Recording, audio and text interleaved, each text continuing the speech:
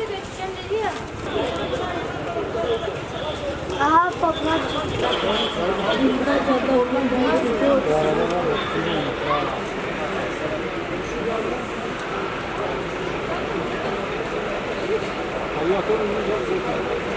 Burası boştu, o taksinin ilk. Geri geldim, buraya arabayı park etsin. Yok, evden oraya.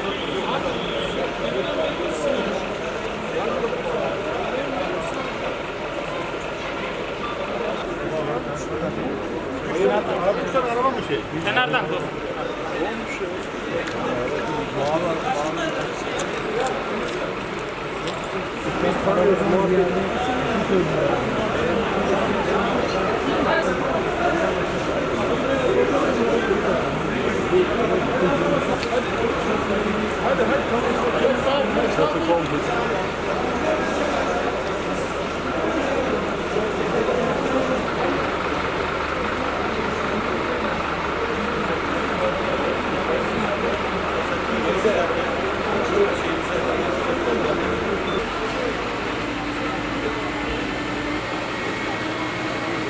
Yıkadım da hatlarını koydum ya.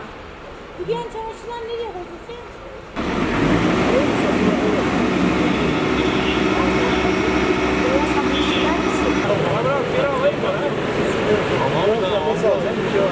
Alamadım. Ambulans almadım. Biraz boşalması lazım.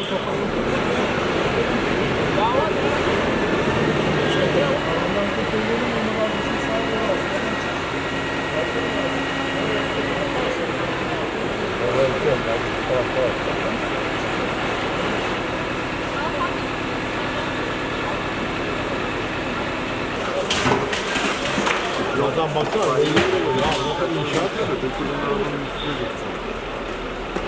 İnsanlar hızlı okuyor. Başkanlar işine karşılıyor.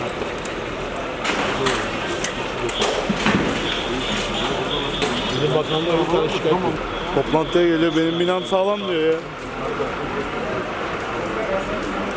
Adam meyveyi de döküyor, alsana bırak. Abi çıksın abi. Yazık değil misin abi?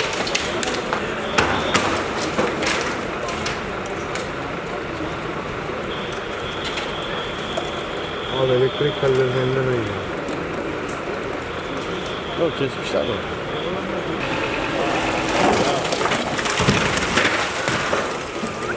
Düştükçe adamın için.